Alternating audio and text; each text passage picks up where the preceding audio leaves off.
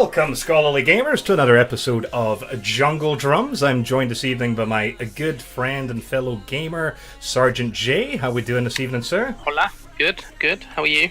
Just, the same old, just school and whatnot, winding down. I think I've only got, 3 weeks from today and I'll be on holiday, so... Oh, not too long then. No, not at all. And I've got a whole bunch of stuff actually to do for school before that, so I've got 3 weeks to kind of run around like a chicken with its head cut off, trying to make sure everything's in order. What about yourself? How are you looking? Do you get much time off during Christmas at work, or how is that? Yeah, obviously I'll get Christmas Day off and Boxing Day. I'll probably take a few days off anyway, just because I've got a holiday. Because obviously it's all done by tax year, isn't it? So I've been prorated so much holiday, so I've got to try and use it all by beginning of April, I believe, is when the tax year restarts. Cool. So I'll probably use a bit there. Probably take a week. Well, I'll use whatever combination I can get to get a week off or something. Mm-hmm. Take a little bit of a relaxed time. So as much as I'm loving the job, I still look forward to the weekends now because it's my relaxed time. Oh, of course. You're only human after all. Exactly. Makes sense. Right, well, tonight, we've got some stuff to talk about. It seems that of late, we've talked actually quite a bit about loot boxes. Just last week, talking about EA and the whole Battlefront 2 fiasco, and even prior to that, we've discussed loot boxes, whether or not they're gambling, and so it was quite interesting this week. There's articles all over the internet about it, but I pulled this one from PC Gamer, and so this was to do with Belgium. Yep, over here in Europe, Belgium's justice minister had called for a loot box ban in Europe. So let's put this into context. It has been updated since then.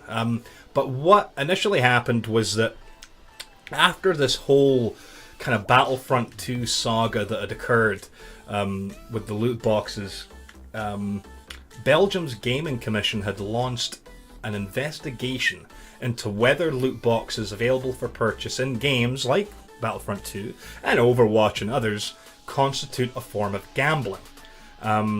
And so what the story, the main headline was that as of the day it was posted, this Belgium news site, VTM News, had reported that the ruling is in, and the answer was yes. They said that the mixing of money and addiction is gambling. Mixing gambling and gaming, especially at a young age, is dangerous for the mental health of the child. So this is where the story kind of started, in its original form. Is like, oh wow, look, Belgium's actually, taking a stand, saying, look, no, for us this is definitely gambling. But there's been an update since here, and what I'm reading now is that according to a Belgian news site RTBF, Belgium's Gaming Commission has not actually finalized its decision on whether loot boxes are gambling or not. The site says that the statement that appeared in the original report, stating that the mixture of money and addiction is a game of chance, is descriptive of the investigation's intent rather than its conclusion. So it looks like Google Translate actually has a lot to answer for. Because I don't know if you had been on the internet much, because I know you're busy working, Jay, but earlier in the week it was just all over the internet about how Belgium, had said this, and it was so many different articles linking the source. But as it turns out, it looks like it was actually just a shoddy translation from Belgium. What's the Belgian language again? Devastating, isn't it? I would like to say I know, but I have no idea. I could have sworn it was because I know they can, it's a form of French, but I'm sure it's French. I know they don't like being called French. That I do know. Oh no, absolutely, you couldn't do that. Because I know basically, most people refer to it as Belgian French, but I could have sworn there was a specific word for it. But I guess I was mistaken because the internet is not giving me anything. So there. But no, it's quite interesting that, so that was happening over here. Then on the other side of the world, over in the States, there was a big issue in Hawaii. I believe it involved two senators. I've got a little clipping here from Telegraph saying that Hawaii was to crack down on predatory loot boxes in video games following the Battlefront 2 controversy. So basically, it was quite interesting. There was a US legislator that had described the video game Star Wars Battlefront 2 as a Star Wars themed online casino. I mean, what do you think, Jay? Is that apt, or is that just a little bit extreme? What's sensationalism? I think's the word I'm looking for. Yeah, a little bit. I mean, a Star Wars themed online casino, really? That just seems a bit, too much, I suppose. But anyway, It's just going to the extreme there, aren't they, really? I think so. I mean, but this is it. I mean, you look at news and everything nowadays, and everyone just seems to be coming out with huge, outlandish claims to kind of trigger knee-jerk reactions from people. But if we move past his rhetoric, we can kind of see why he brought this into play or brought this into question. Basically, they were trying to seek legislative action that would prohibit the sales of games to underage players that have loot box mechanics. Now, this is interesting because the way that this it's in Hawaii, state representative Chris Lee condemns what he describes as predatory practices in video games. And so the whole point of this taking this action, or this call for action rather, is to ensure future protection for kids, youth and everyone from the significant financial consequences it can have on families. Now, when he frames it that way, I can kind of see where they're coming from. When you take kids into consideration, there's a difference. Like, okay, you look at us, and let's be honest, okay, maybe not loot boxes, but when it comes to things that you can purchase in a game, we're both guilty of doing that. Oh, we're both terrible people for it. I'm part of the problem. That's I won't even deny that. I mean, I'm trying to think how many times in a row I got the Warframe Prime Access packs, as well as the other one, like that had the vanity items and stuff. Yeah, I'm pretty sure I did 2 of those. How much Destiny silver did we spend during events to try and get certain stuff? Yeah. Like, oh God, I'm a massive part of the problem. I'm sorry, people. But the thing is, though, we're adults, right? And that was our money. We knew exactly what we were doing. We knew the consequences of what we were doing, right? I mean, did you... Maybe you're just rich enough you didn't have to worry about this, but I know I did. I was getting my phone out, going to my online bank and being like, oh yeah, no, I've got enough, that's fine. Sometimes I'd look at it and go, I could maybe cope, yeah, why not? Either way. No food for a day. Hey, who needs to pay bills? No. But exactly. The key thing is at least we were able to make a decision, right? Yeah. We could look at it, kind of think about the consequences. But when we're talking about younger folk, I mean, proper youngsters, they're not necessarily going to have the same kind of reasoning like that. No. Because let's be honest, most kids, and I'm not trying to slag off kids by any means, they have no real concept of value of money. I don't think that occurs until you have to work for that money. I think I completely agree with you on that. The other side as well to look at with relation to that is, let's look at mobile games, for example, where kids accidentally spend money on games. I mean, I've heard so many stories of games, parents racking up kids racking up £1,000, £2,000 worth of money. Luckily, a lot of these companies have been like, okay, we'll take everything back, here's the money back.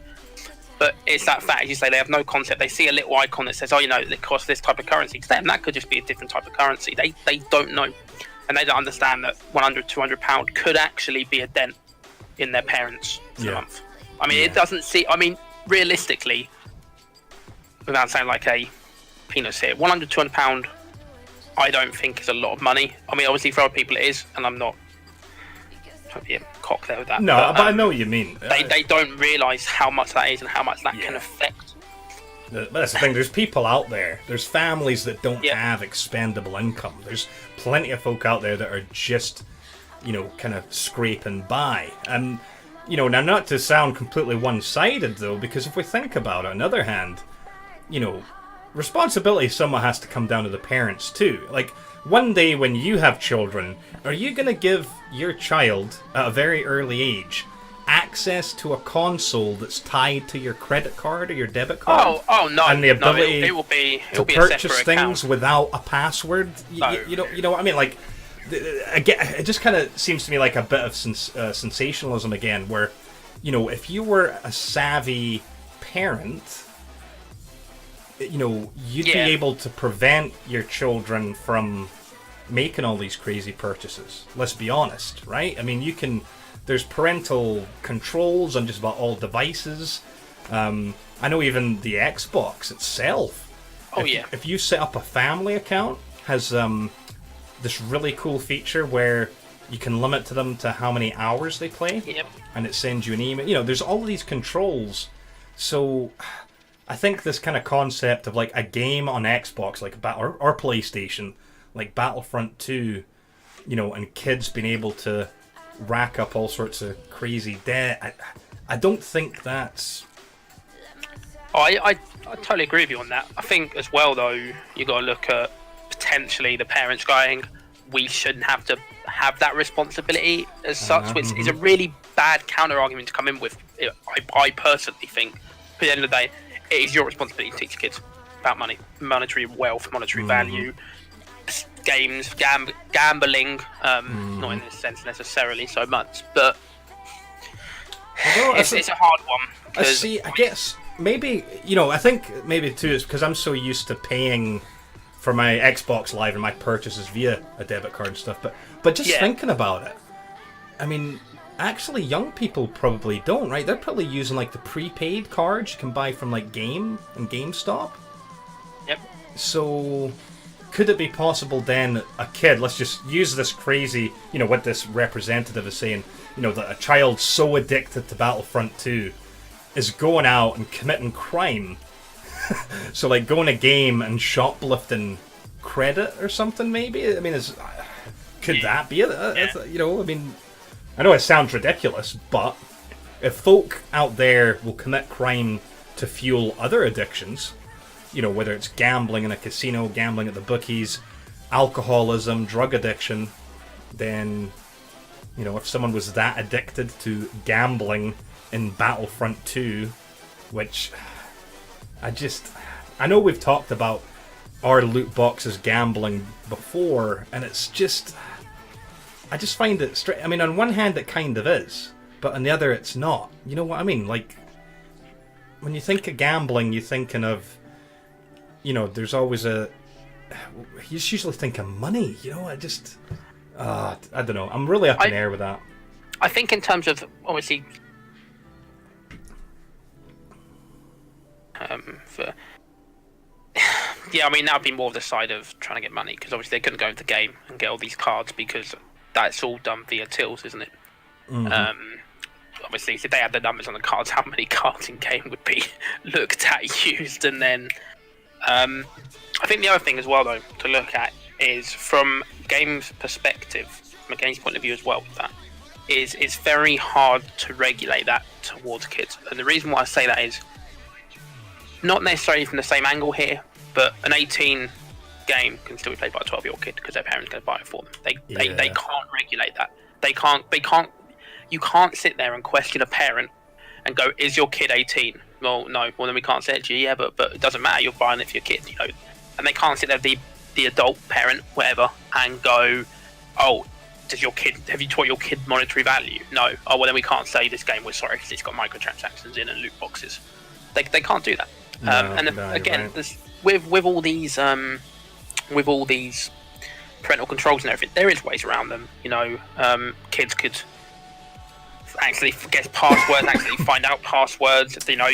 Parent could leave themselves logged in by accident for a few minutes, have an phone call come up, kettle, oven, whatever, and kids muck about with this. And I think at the same time, if a kid can do that, then they're probably aware of what they're doing in terms of spending the money in loot boxes, but at the same time, they might not be. I do agree with you. I think realistically, it comes down to the parent about it, really. And I mean, as harsh as it may sound, if they're going to let their kid have that kind of reign, then it's their own fault. I really stand by that. It's parenting as a whole.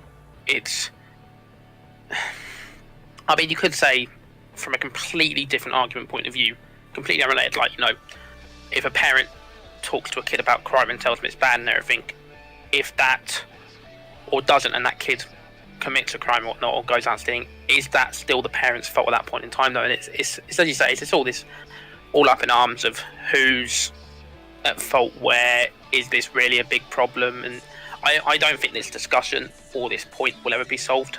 To be quite frankly honest, it's a very big open discussion and debate about it. Yeah. For many reasons.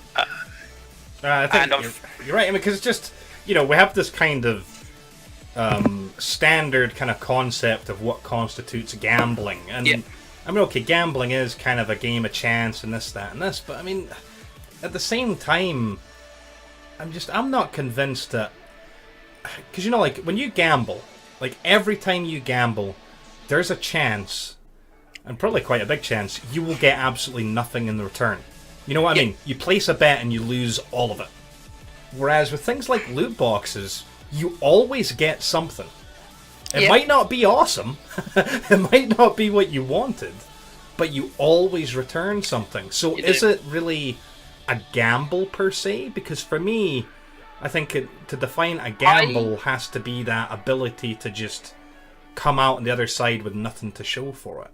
I think it very much depends on the context, a bit, in terms of, if I'm going to use Rainbow Six Siege as a very good example for this. Okay, Alpha you packs. can get exact alpha packs. I think the idea of them is very good compared to other microtransactions as such, and it's a reason for that, and that is, from what I'm aware of, I could be wrong here, so correct me, a lot of the stuff you can get in the alpha packs you can outright buy with Renown. Yes. Now, the advantage of the alpha packs is it's cheaper. Now, this is where the gambling point comes in, because you're like, do I save or do I take this risk? But at the same time, I suppose you can look at it, you are getting other items out of it. But for me, I sometimes see loot boxes and stuff as gamble because I'm aiming for something, and if I don't get that something, I almost do feel like I've lost out and can't walk away. Your sense of entitlement. Exactly. But I think a good analogy for all this as well, which I recently thought about, to be fair, which is quite interesting, is machines. They don't count. Do they count as gambling? I mean, you look at those claw machines, you pay money, and there is a 1 in whatever chance of you getting that thing. They aren't stapled with 18 pluses. They aren't stapled as gambling. But in my eyes, they are.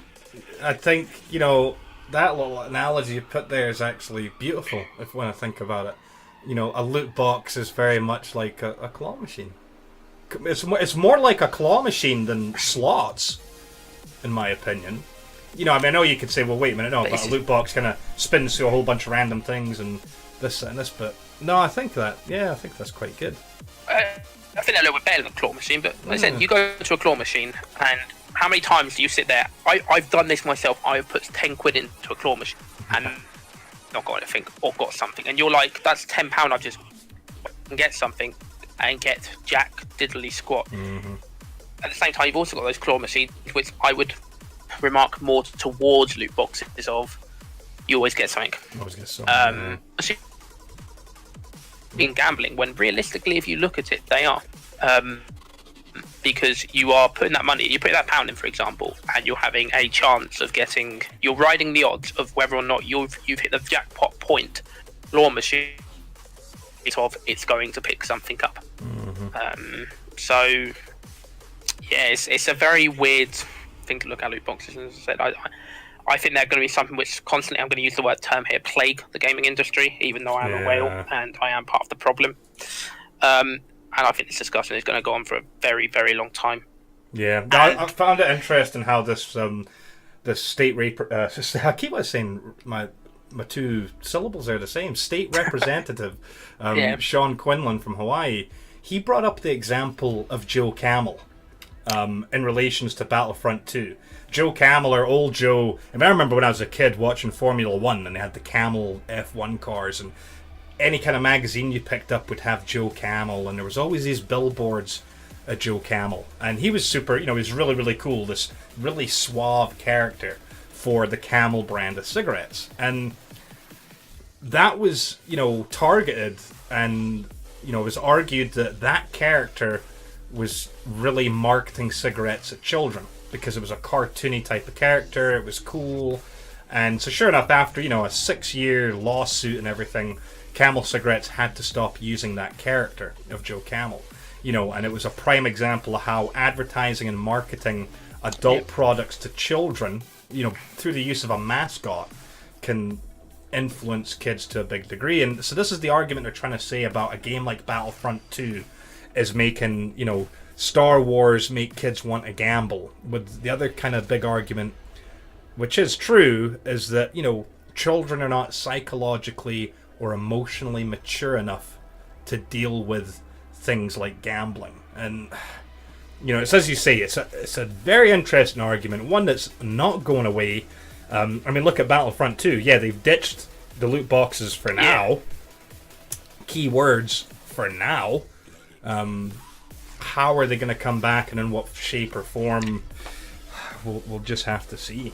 I definitely think, although I've said it, I don't think it'll be an end. I definitely think the next couple of years will be quite a big staple point and major, because this does seem to be being taken a lot more seriously now. It was from what I remember, it's very rarely you'd ever see stuff like this in the news to do with games and loot boxes and whatnot. But it's really, really hit off recently, and it'll be quite interesting to see where it goes, and what comes into play, and the arguments, reasons, conclusions for it. Yeah. No, you're right. Absolutely right.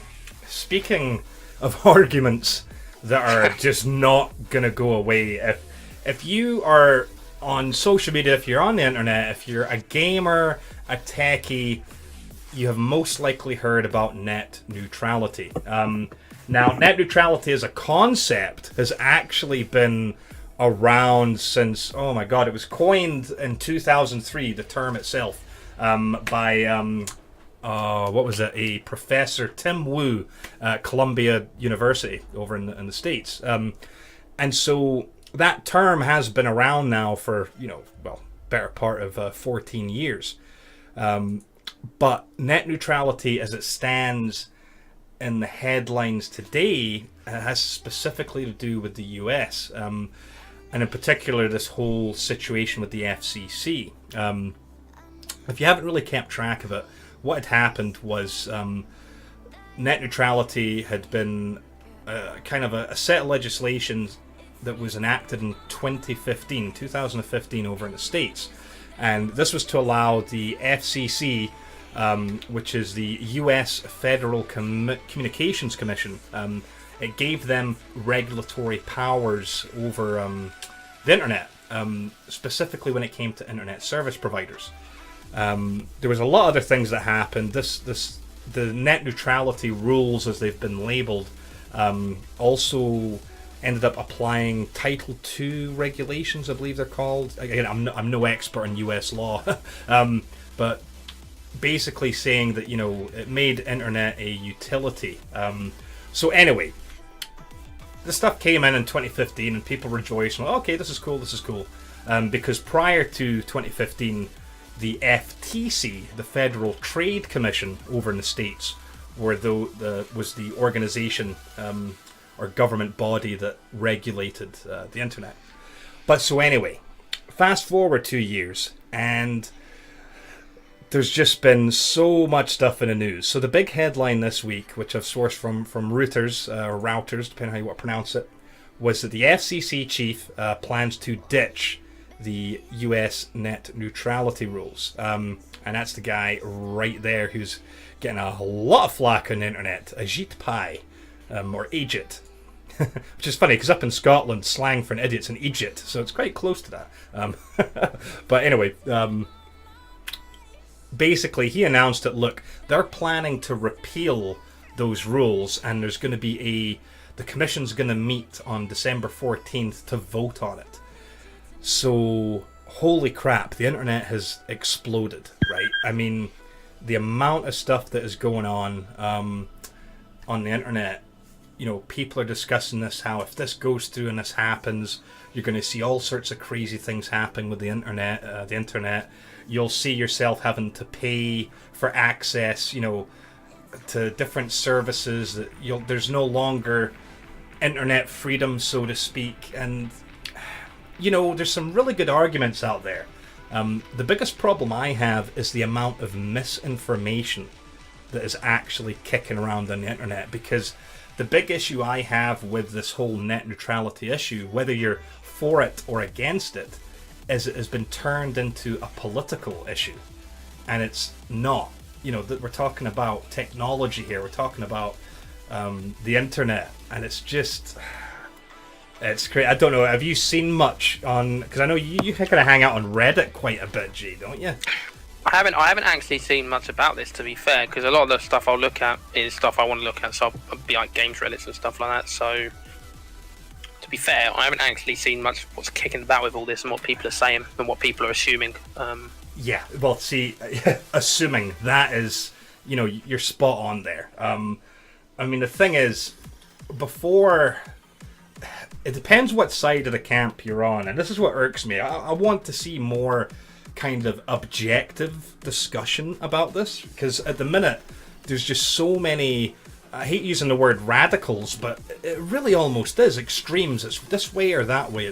There's never like an in the middle in between, and it seems so politically charged. It's crazy. There's all these, there's all these horror stories of all these internet service providers that were secretly throttling uploads to certain BitTorrent clients, or same with FaceTime. There's a really good story about one internet service provider that made a deal with Microsoft for their TV service that they offered, and gave them like priority bandwidth, right? So there's all these kind of crazy things kicking about that people take as fact, right? No, that absolutely happened. Whereas, yeah, there's complaints that have been lodged, but things that have never like came out of them. It's really, it's very interesting. The internet has been around for quite a while, and old school. Well, I mean, it has. I mean, I know it was in use for decades, but not by the general public, right? I mean, you had, kind of behind the scenes government use, and universities were using. Who invented it? Because I'm pretty sure it was Well, there's even a debate about that, isn't there? Yeah. But yeah, as you said, it's been around for Yeah, well, 1983 was ARPANET, which adopted TCP/IP, which is the kind of, the protocol that we use nowadays. And so TCP/IP was in 1983, and then the actual World Wide Web itself was invented in 1990 by Tim Berners-Lee. for CERN, wasn't it, or something like that? Yeah, it was something like that. If I'm correct. Because if I remember correctly, there were different networks in different parts of the world. Most of them were universities or like government use, and then they started connecting them. And then once they all got connected, that was when the World Wide Web was kind of born. It was basically a network of networks. Yeah. It's been around a long time. Well, yeah, it's been around a long time. And as far as I know, there was never any crazy issues like this. I mean, we already have these models in place where you pay for your data, right? I mean, that's the whole point of packages. You end up paying a certain price for download speeds, for bandwidth and whatnot, and so we already suffer that to a degree. Me too. And what many are saying is, if net neutrality goes away, what you'll actually end up having is, okay, like, what do you use, Jay? Do you use Netflix or Amazon or Now TV quite a bit, right? You use Now TV. Oh, I use all of those. Well, right. Must be, yeah. Well, so there you go. You might fire up Netflix one day, according to, the very heavy pro net neutrality group. You might fire up Netflix one day to find that it's constantly buffering, right? It's not working very well for you. So you phone up your internet service provider and go, hey, what's going on? Oh, Jay, that's right, sir. Sorry, you don't have the Netflix booster. You have to pay an additional £5 for Netflix. Oh, okay, that's good. Oh, what about Amazon? Oh, yes, sir. If you want the Amazon booster, that's $3.50. I mean, this is what people are saying is going to happen if this goes away, and I don't understand where that's coming from. Was this a problem before 2015? Were we paying for Netflix boosters and stuff? Not that I'm aware of. I mean, I don't remember that either. You know, I know the counter argument. Oh, but things have changed. Well, but have they? I think Has our online? I know our online usage has changed. I mean, I realize we're streaming more nowadays, and so many are saying that because of that, because YouTube is so popular, that ISPs are feeling cheated. That they're feeling like YouTube, for example, YouTube's a prime example, right? YouTube's its own company, but they don't have their own ISP, do they? They're basically freeloading over, you know, BT or Verizon, you know, and using their bandwidth, using their network. And so many people think that if we take net neutrality away, that's what's going to happen. These companies are going to say, no, wait a minute, Jay. If you want to access YouTube, you're going to have to pay up. Which I think that's a very big extreme look at it. I mean, you could, from a lower point of that, you know, like you could be like, oh, you know, they could actually start charging you to potentially get better stream packages and stuff for any sort of streaming or anything like that. I mean, that's a genuine worry or concern, which is fair enough. But I still think that's quite a bit of an extreme. I would like to have faith in them and say they wouldn't do something like that. And as you said before, 2050, I don't remember anything ever about when I was with Virgin, when I was in, well, obviously for me here anyway, in the uni. I never went to uni and phoned up Virgin myself, and they're like, oh yeah, by the way, would you like the extra streaming package? I was like, I never had that. I mean, I had to phone up Virgin anyway because they kept doing work down my area and no internet speed. So they fixed that in the end and gave me some money back for it. Lovely people. But yeah, no, from what I'm aware, that wasn't a thing, unless America's a completely different ballpark, which most of the time it is anyway. I mean, I know they've got issues. I mean, on one hand, the statistics claim they're like one of the fastest in the world and this, that, and this, yet most of the people I talk to that are friends, family, or acquaintances have horrible network issues over there. So I don't know who to believe. I mean, like you say, it's just we're different. Over here in the UK, we've got legislation that protects us from these types of things. We've got watchdogs, right? We've got all these agencies like Ofcom that protect us. We're still currently in the EU, so we've also got EU legislation that protects us. Yeah. Which if this whole Brexit thing happens, I mean, it may or may not change things for us again, because we actually have really good legislation when it comes to data protection, Computer Misuse Act. Yeah, you can tell who's been doing their legislation crap at school recently. We did a lot last year. But this is the thing. There's so many things that protect us. So, I think over here in the UK there had been a report or a claim that one of the carriers, I think it was it PlusNet, and allegedly PlusNet had been throttling some the use of BitTorrents or something, and it was a claim, it was an allegation, and what actually they discovered, this is right, it's an internet term called deep packet inspection, and according to this investigation, PlusNet was using this deep packet inspection to implement limits and charges, different types of charges for peer-to-peer file transfer protocol and online game traffic. But however, PlusNet's network management philosophy was actually written, and it was clear. They were transparent. They had it in their contract saying, yeah, we do this. So according to UK, there's no foul. They weren't doing it in secret. And that's one of the issues is people, I think, a lot of these arguments in favor for net neutrality, are saying that, look, the whole point is really about freedom. They're scared, and I can understand this, they're scared that the internet is not going to be like a free place to speak anymore, right? They're saying that they want to end up having all these kind of carriers listed as common carriers, right? This would mean that the cable companies as common carriers, which would require them to allow internet service providers free access to cable lines.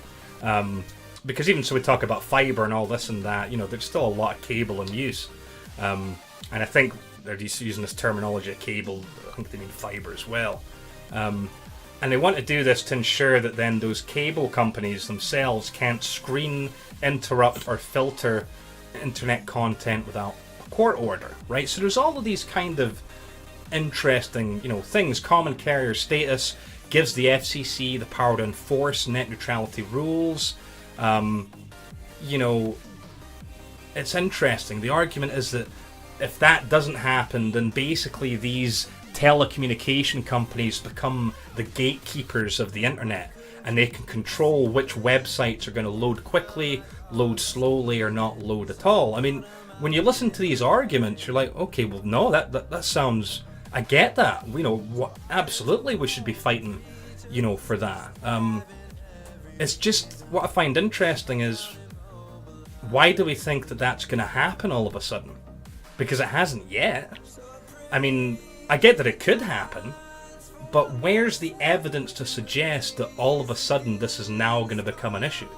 Because it hasn't been for the last 20 odd years that we've, the internet's been around. I think the stance to look at this from is, and I'm going to compare this to Brexit almost, I know it's completely different in respect to what it's doing, but until it gets passed as such, we won't know. It's just as simple as that. Yeah. Like, you can literally look at it and you can make all these accusations. And obviously I know, like, fear and concerns do govern if things come in, and obviously that stuff's always been a big governing thing for like changes and whatnot. But to be honest with you, until it happens, I mean, if it does happen, then it happens. We see what the repercussions are, and then the Americans, have to then obviously deal with that. And again, if that does, how is that going to affect the rest of the world? Might everybody else look at the same sort of thing or whatnot? But the point is, it's all well and good. There's always going to be these arguments going around, isn't there? And to be honest, from my point of view, just ride it out and see what happens. Which is a bad attitude, I suppose, to have to look at that, but it's not going to affect me as such. So. Yeah, no, I mean, you're right. It's just, I mean, the thing I think that's really what gets me about this issue is just how it's been made in the politics, right? Like, at the minute, it very much looks like this is a case of Trump just trying to take away something that Obama put in place. And when you look at the online rhetoric of the Trump's, saying, "Oh, Obama did this as a way to, attack conservatives," and there's even, one of the things about net neutrality is it actually introduces a new income revenue for the FCC. Actually gives them additional money, and there's all these silly things. What I find interesting is there's a really good quote here from a senior managing director of Cisco Systems. Now, I bring this up because, well, at the minute I'm doing Cisco work and whatnot. In the networking world, Cisco's a big deal. That's who most, very big deal. Well, your most professional routers and switches and, networking equipment in this day and age is Cisco, right? And he put this in a very interesting way. Now, again, these are not my beliefs. This is not my feeling. This is what the senior managing director at Cisco said, was that the supporters of net neutrality regulation believe that more rules are necessary. In their view, without greater regulation, service providers might parcel out bandwidth their services, creating a world in which the wealthy enjoy first-class internet access, while everyone is left with slow connections and degraded content. That scenario, however, is a false paradigm. Such an all-or-nothing world doesn't exist today, nor will it exist in the future. Without additional regulation, service providers are likely to continue doing what they are doing. They will continue to offer a variety of broadband service plans at a variety of price points to suit every type of consumer. And kind of further that net neutrality is a slogan that would freeze innovation in the core of the internet. And this is... I find what he said there quite interesting because, you know, on one hand, I think he is right. You know, it's like, well, wait a minute, it wasn't an issue before. Why would it become an issue? Exactly. And so there's this argument, you know, against net neutrality that many people, and when I say people, we're talking about companies, right? We're talking about IBM. We're talking about Intel. We're talking about Cisco. Now, what the other side of the argument says, oh yeah, you know, these companies, you know, oh, they just care about money and all this and all that. Well, not to be mean, but IBM, Intel, and Cisco, those are three companies that basically built our infrastructure. Yep. You know what I mean? Like, when you look at, like, the internet as such, I mean, most of the... Back in the day, I mean, IBM was the only... You either bought an IBM or a Macintosh, right? Those were the two main PCs. And if they think it's a bad idea, I'm not saying that I 100% agree with them, but at least it makes my ears perk up a little bit. You know what I mean? If they're saying, hold on, wait a minute, and their reasoning behind saying, hold on, wait a minute, is that this type of regulation, according to them, again, not my words, actually prevents innovation. That what we're seeing at the minute is we've got an internet that was made that long ago that we've kind of added to and we've tried to make it work. Like TCP/IP, right? That the protocol we use for our internet communication, like the whole model, is decades old. It's no longer built for purpose. And many of these industry leaders want just a complete redesign of the way the internet works. Which I'm not sure if that's a good or a bad thing. It'd be interesting to see. But I don't know. It's such a crazy subject. And I mean, I get to understand that, people are scared that their freedom's being taken away. And if I'm brutally honest with you, this whole concept that the internet is a free place to roam, that you're never being monitored and, you know, nobody has access to your information, guess what? That's a fallacy. There's a reason people use VPNs. There's a reason people use, you know, encryption, right? I mean, the internet is not a safe place. If you don't think that your data is being monitored, I mean, again, I'm not trying to act like I'm wearing a tinfoil hat. This is not a conspiracy theory. We know, over here in the UK, we know what the GCHQ and MI6 and all them, you know, this happens. You know, because stories end up leaking, unfortunately, right? I mean, data is being monitored. Certainly. Traffic's being monitored. Google searches, you know, even Google, right? Google is a funny one, right? Because Google supports net neutrality, but with a little kind of disclaimer. Google says that data of similar data types should not be discriminated against, but it's okay to discriminate across different data types. You know, so if we're talking about like downloading files compared to streaming music or video, right? This is what I find interesting with Google, right? They say, no, we believe in net neutrality, because remember, net neutrality, the core theme is that everything should be treated equally. Whereas Google feels, well, no, that's not really the case. We think that, you know, video should be whatever, capped and limited, but other stuff should be okay. They didn't say that specifically, but you know what I mean? It's just, it's weird. It's just... It is again, it's a very another thing which will be problematic, because looking at the point of it stops innovation, look how does it stop innovation? Why does it stop innovation? Allegedly, and this is I can answer that right now. I've read a little bit about this. If we talk about bandwidth, like how at the minute, right, we're consuming so much streamed content, so much of this, that like we're really, really overusing the internet, like beyond what it was designed to do.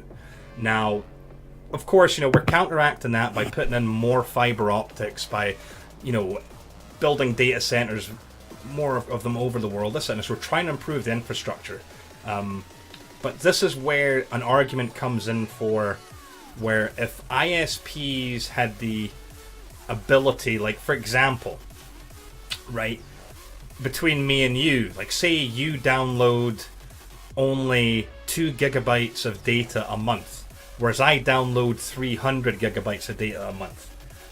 On one hand, is it right that you pay the same amount as I pay? You know what I mean? Like there's two sides to that argument. I mean, I know there's two sides to that coin. Yeah. On one hand, you'd say, well, yeah, you should. It should be fine for everyone. But on the other hand, well, wait a minute. I suppose it's like an all-you-can-eat buffet, right? We go in, we both pay the exact same amount, but we could both eat different amounts, right? Now, the way that the restaurant owner makes up his money is that he realizes that every so often someone like me will go in that's going to take the piss and eat like, a whole bunch of plates. But that's fine because he makes up his money because of people like you that only eat the one plate and leave, right? And so allegedly this is what happens with the internet. In order to innovate and make things better, they need money to do that. And one of the arguments, again, I'm not saying I agree with the argument, but one of the arguments is that having these kind of strict regulations in place affect that. Like, there's a possible way, again, if we're thinking about the ability of these these carrier companies being able to charge ISPs, right? There's a way for them to make money in order to boost their their actual revenue stream to innovate. Whereas if we've said no, guess what? Actually, the ISPs get free access to your cables, then what motivation is there for that that carrier company to actually improve their system when they're not getting any money out of it? You know what I mean?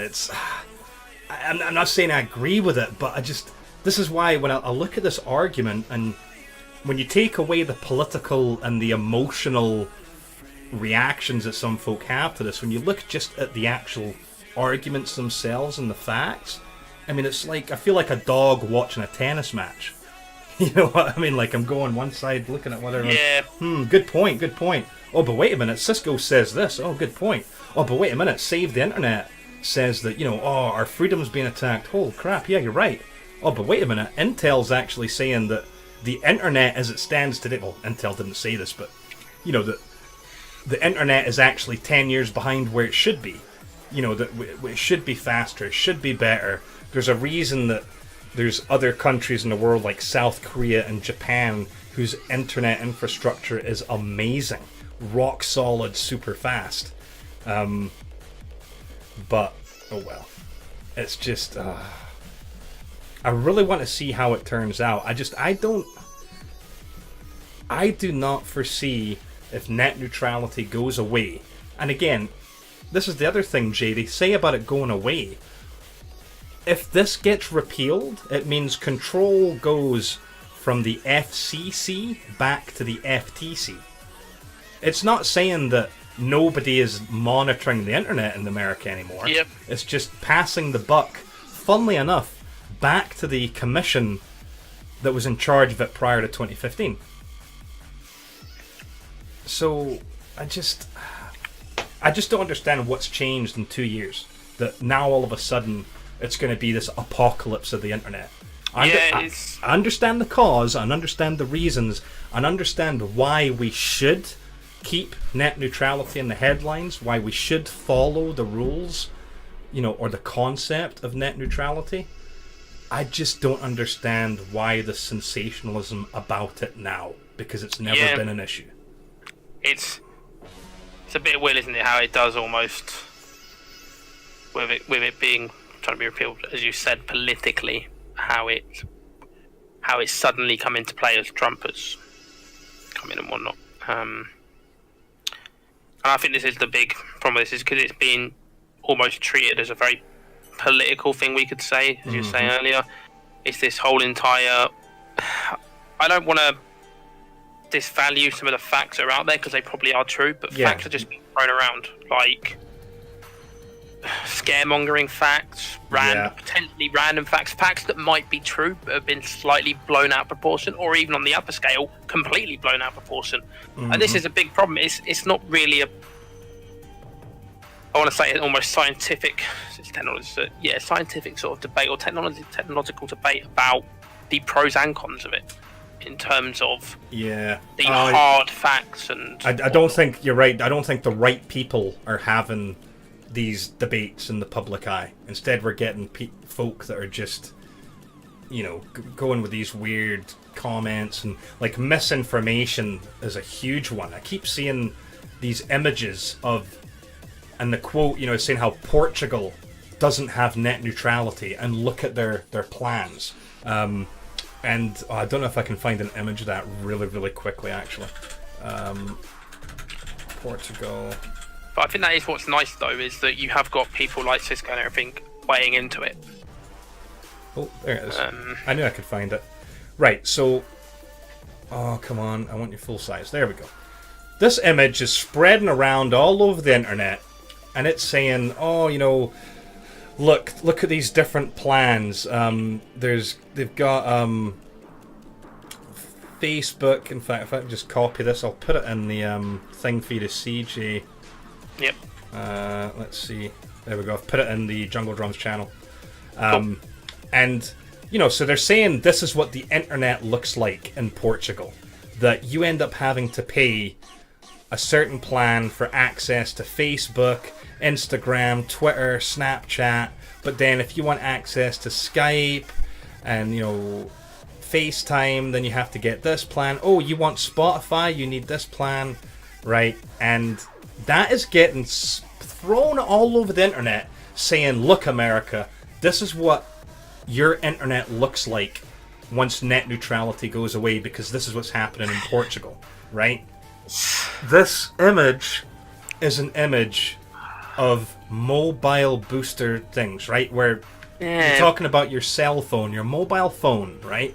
And if you get this social booster for $4.99, it means that your Facebook, Instagram, Twitter, Snapchat, LinkedIn, Pinterest, all these things do not cut into your mobile data, right? You don't get charged for them.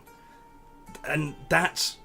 The mobile world is actually a different kettle of fish. I mean, massively right? We go through this over here where if I want to go on holiday, I think nowadays actually I don't. I think now I've got free roaming all over Europe. But it used to be the case anytime I'd go abroad, I had to pay like a £5 booster to make sure I wouldn't get a silly, ridiculous phone bill in another country. For years, I was a BlackBerry user. I had to pay a small fee every month in addition to my bill for the BlackBerry internet service. That was the way BlackBerry devices worked all over the world. And people didn't scream and go, that's crazy, that's ridiculous, our freedoms are being attacked. It's just, that's what gets me, is the misinformation like that. And that image was one of the key ones. Misinformation.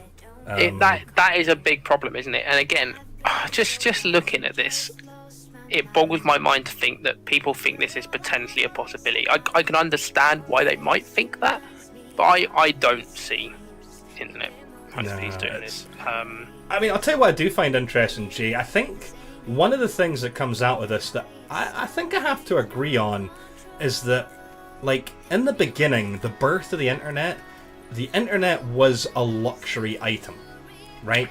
You know how, like, in some cultures, as you go on, like, cars used to be a very luxurious item, whereas in many places, like especially in the States, a car is a necessity these days. Or electricity. Again, electricity used to be only for the rich, but now, come on, it's needed for life, right? To have your house warm in the winter, that's kind of a necessity. It's a utility. And I find it interesting, based off public opinion, that the internet nowadays is viewed as a public utility, like electricity, gas, and water. And I think in a way I kind of agree with that. Is is it absolutely required for my survival? No, right? If you unplug me from the internet, I'm not going to die. Whereas, yeah, if you take away my gas, electricity, and water, life's going to be extremely hard for me. But I think in this modern age, it has become more of a, I don't want to use the word necessity, but you know what I mean? It's just considered a norm, a social norm to have the internet. Yeah. And so I think it's an interesting argument of whether internet should be considered a public utility, because if it is, then that's when these regulations really come into play. But then it also comes in the whole concept of taxes, because that's another argument about this net neutrality thing in the States, was that whilst the FCC governs it, and if the internet's treated as a utility service, it's generating revenue. It can be taxed. You can be charged a utility service fee or whatever. It's just, there's so many layers to this argument. You know, I agree that I don't think we should be getting ripped off. I don't think that if I want to watch YouTube, I have to pay extra, or that to think that my ISP could potentially throttle my use of YouTube unless I pay them, you know, for access to it. I get that. That would suck. But I don't understand why we think all of a sudden that that's now going to happen. Because I've been watching YouTube for years. Before these regulations existed, I never had a problem. I just don't know. It's that whole entire facts throwing around, isn't it, and scaremongering because it's almost can be seen as a political thing. It's this campaigning, isn't it, almost of let's throw all this stuff out there, let's throw out all these facts, but let's make them worse. Let's scare people into thinking this could happen. Let's use something out of context like this, for example, to scare people. This is the big problem. And again, I generally don't know, and I couldn't really say, because partly I haven't really done enough research into it. Plus, it's a very US issue. Yeah, exactly. I mean, there's claims that it's going to affect everyone in the world, and we were talking about this briefly before. Oh, but what about, okay, guys, you're over in the UK, but surely there's servers and stuff that you access that are based in the US. And to that, I have to answer, well, guess what? You don't know much about the infrastructure of the internet, do you? Because, for instance, a Google search, you know, there's data centers all over the world, right? Anytime I connect to the internet, yes, there might be information that originated in the US somewhere on the web, but I'm actually accessing it from the local data center, which, depending who I'm talking to, who I'm connecting to, is either, you know, 5 miles away or maybe 100 or even 500 miles away. But the actual chances of me connecting directly to the US is slim, unless we talk about gaming. Right? If we talk about gaming and peer-to-peer, then that might happen. Or likewise, if you're doing, you know, some of the things like Cisco Academy online and you're connecting straight to the, you know, then yeah, maybe. But a lot of information is cached and it's all over in different data centers. So it's like you say, I mean, is it going to affect us much over here? No. But then people argue, oh, but it could trigger it though. It could make all of you other countries it's all these ifs, buts, whats, maybes, could be's, kind ofs. It's always a big problem with it all, isn't it, really? I mean, there's another issue that's maybe thought that, well, wait a minute, if those laws get repealed, could Trump bring in something new, something different? Yeah, you see, there is always... See, that's almost a legitimate concern, but again, that almost argues against what I've been saying earlier about the fact that, you know, people fly so out of proportion. But that almost does feel like it's a legitimate concern. But even that's kind of outside of the issue, I suppose. Yeah. Those are like those are possibilities of what could trigger, what could happen, and what I find funny, and you might appreciate this, is that, okay, that announcement, that just happened this week, right? Where the guy said, we're voting on December 14th, but that was to repeal the law. but yeah, all the stuff that's happened just in the last 6 months hasn't been on the news. Like, there's already been these other talks and these other movements to actually disassemble the whole framework, and I haven't seen any hashtags bitching and moaning about that on the internet. But now that there's an announcement that it's getting repealed, all of a sudden, you know, the social justice warriors are out in force. It's I don't know. We'll see. Like you say, hey, we will see. We will see. We will see. What happens. Right. Anyway, we have drummed on long enough for this week. Thank you so much for watching. Make sure to check out all the other content here at Scholarly Gamers. Just yesterday, a new episode of Armchair Gaming dropped by the Unbearable Gamer. Make sure to check it out. And of course, if you want to catch up on the series, you can go to YouTube and watch all of the episodes. Anyway, that is us for this week. We will see you again next week. Do have a good one. Au revoir.